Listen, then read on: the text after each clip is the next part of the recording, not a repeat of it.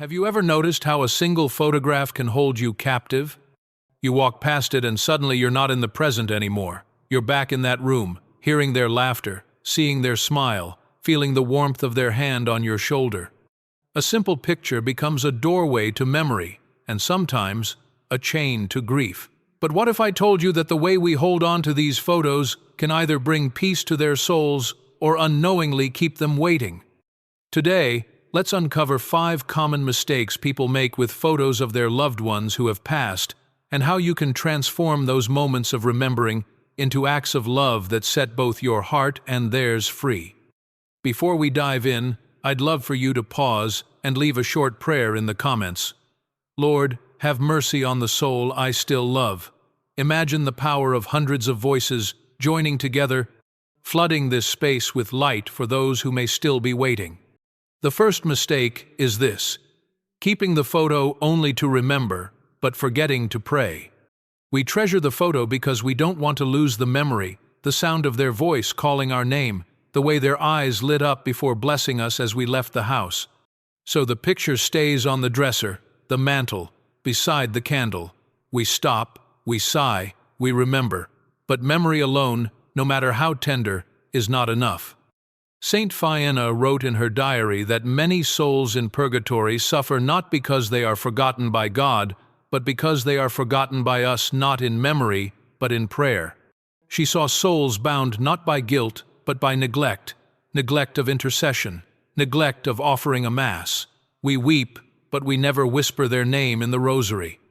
We gaze at the photo, but never lift them in prayer. Why? Often because no one ever told us. No one told us that love without prayer leaves them waiting. Remembering comforts us, but it does little for them. So, if you have a photo of someone you still love, ask yourself, when was the last time you prayed for them by name? When was the last time you offered a Mass for their soul? Or simply said, Lord, grant them eternal rest, because even the quietest prayer, born from love, may be the very key that opens the gates of light for them. And in God's mercy, your love, when carried upward in prayer, becomes a bridge from your heart to heaven. The second mistake is this: keeping the photo too close and not letting go. Some photos sit quietly in a frame, but others we cling to, taped to the mirror, tucked under the pillow, clutched in our hands as tears fall in the dark. At first, it feels like love, like a way of staying near, but slowly, that love becomes a weight, not only on our hearts, but perhaps even on theirs. Saint Faustina once described souls who lingered, not because of punishment, but because someone on earth was holding them back with grief. In her diary, she wrote that excessive attachment can form a chain that binds. Our sorrow whispers, "Stay with me," and so they wait, unable to rest fully in God's light. What we mean as devotion can become a burden, and while we ache for their presence, we may unknowingly delay their peace. Letting go does not mean forgetting. Letting go means saying, I love you enough to place you in God's hands. If your heart clings too tightly, bring it into prayer. Whisper, Lord, I trust them to your mercy. Help me release what I cannot carry, because love that binds becomes a chain, but love that releases becomes a gift. The third mistake is this: treating the photo like a holy image, placing it beside sacred icons. In many Catholic homes, the prayer corner is sacred ground.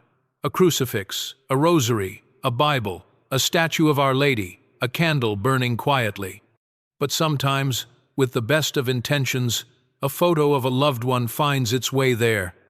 And slowly, without even noticing, we treat their picture as if it were a relic, lighting candles before it, bowing gently, placing flowers. Some families, often without even realizing it, begin treating a loved one's picture as if it belongs beside holy icons. A crucifix, a statue of Our Lady, a rosary draped with reverence, and right there, a photograph of the departed. Sometimes we even whisper short prayers to them. But here's the truth: while remembering the dead is good, veneration belongs to God alone and to those glorified in heaven. The Catechism, CCCC 2132, reminds us, We venerate sacred images not for their material form, but for whom they represent Christ, Mary, and the saints. Our loved one, no matter how virtuous they were, is not yet a canonized saint. They rely on our prayers, not our veneration. When we bow before their photo or light a candle as if before a shrine, we risk confusing devotion with memory. Our heart may be sincere, but the message becomes blurred. And there is a hidden danger. When we treat them as though they already reign in heaven, we may stop praying for them altogether. What if they are still in purgatory, longing for our intercession? What if our love, meant to honor, actually leaves them waiting? It's not wrong to keep their photo nearby. It can be a beautiful reminder, but let it always point us toward prayer, not worship. So, if you've placed a picture in your prayer corner, don't feel shame. Simply move it to a respectful place and let your devotion shift back to Christ. Because the greatest honor we can offer the departed is not flowers before their photo, but prayers that carry their soul into God's light. The fourth mistake flows naturally from this, creating a personal shrine in the home dedicated to the deceased. Many families, especially in cultures rich with tradition, feel drawn to do this. A small table draped with cloth, a framed portrait, candles glowing softly, perhaps incense rising in the quiet air. At first, it feels like love, a memorial, a space to remember. But slowly, it becomes more. Candles are lit with ritual regularity, flowers are placed, words are spoken, as if the one we lost is truly present there. So where is the problem? The Church teaches clearly, yes, we should remember and pray for the dead, but the line becomes blurred when memory slips into private worship. The Catechism CCC 1674-1676 reminds us that popular devotions must always be guided by the liturgy and by truth. An altar is not just a table, it is a place of sacrifice and worship reserved for God alone. Even a family prayer corner must point upward, toward Christ, not inward, toward our grief. It's good to keep their photo, it's right to light a candle and pray, but we must never mistake that act for worship. Our loved one is not a household protector, not an intermediary between us and God.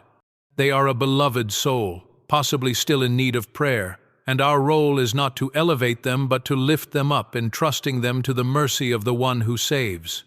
So, if your memorial table has slowly become a shrine, don't be afraid to change. Move the picture to a place of remembrance, not devotion. Let your prayers rise not as incense to them, but as intercession through Christ. Offer a rosary, attend a Mass, whisper a quiet Hail Mary for their soul. That is the kind of love that brings them peace and brings you peace, too.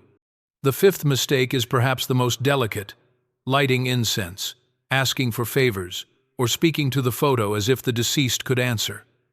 Many do this in secret, in moments of deep loneliness.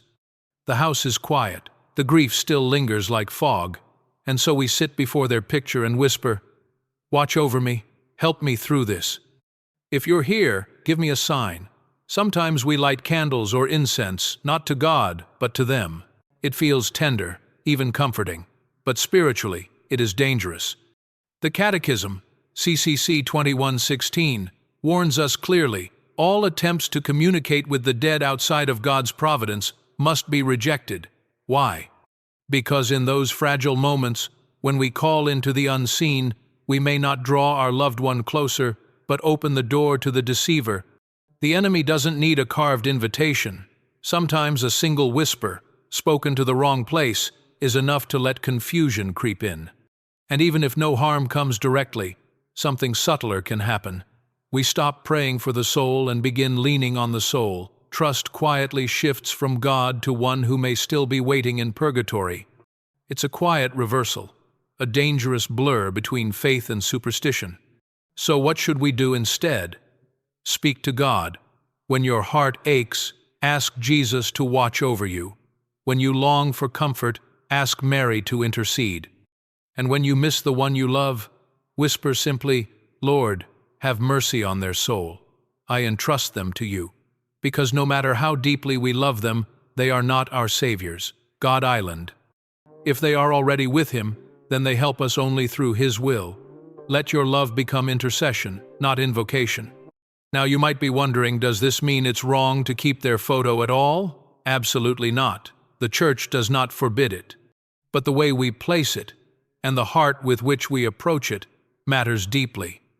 A photo should be a reminder, not a relic, a window to memory, not an altar of devotion. Here's a simple guide. Place their picture in a respectful spot, but not central to your prayer space. Avoid setting it right beside a crucifix or a statue of Mary, where veneration belongs only to God and His saints. Instead, give it a quiet corner, perhaps near a candle, where every time you pause, you don't speak to them but lift a prayer for them. Lord, grant them eternal rest. Lord, let perpetual light shine upon them. Let their image stir intercession, not dependence. And if you want something tangible, write their name on a small card and place it near the Divine Mercy image, asking Jesus Himself to care for them. Then their photo becomes not a chain that binds you to sorrow, but a bridge of love and hope. So what should you do when you miss them? 3 things: pray, offer, and set them free. Missing someone is not weakness, it's love still alive, still reaching across the veil. But in the Catholic faith, love does not stop at memory. It matures into sacrifice when offered through prayer. When their face comes to mind, when grief presses at night, when your chest aches at the sight of their picture, here is your way forward. First, pray for them. Even a short prayer like, Jesus, I trust in you. Welcome them into your mercy. Or a Hail Mary whispered slowly with their name in your heart. Second, offer a Mass. This is the greatest gift we can give. Ask your parish priest, or simply attend and dedicate it quietly for their soul. The power of the Eucharist reaches beyond time, and even one humble Mass can flood purgatory with light. Third, seek indulgences. Visit a cemetery and pray. Receive Holy Communion. Go to confession. The Church gives us these treasures of mercy to apply for those we love most. Because love without prayer stays earthbound, but love lifted through Christ becomes a ladder to heaven. So next time you miss them, don't just cry. Pray, offer, let go. Trust that heaven receives what your heart still holds. If you love them, help set them free through faith. Maybe as you listened today, a face appeared in your mind. A smile, a voice, a memory carried in a photo for years. You haven't done anything wrong, you've loved, and you still do. But love in Christ calls us beyond memory. It calls us to let go, not of the person, but of the way we cling in our own strength. It calls us to release them into the hands of the one who loves them far more than we ever could. Saint Faustina once wrote, "The greatest love is to help a soul reach heaven. That is our call. Pray, offer, trust." And if this message touched you, don't leave without responding. Write in the comments, "Lord, have mercy on the soul I still love." Let this video become a river of prayer, a communion of hearts, carrying souls upward into light. And if you know someone still grieving, still holding on too tightly, share this with them. Perhaps the freedom their heart longs for will begin with a word from you. We walk this journey of faith together with truth, with hope, and with love. So stay with us here at Christian Path Daily. Subscribe if you feel led, pray with us, and let's continue lifting one another toward heaven.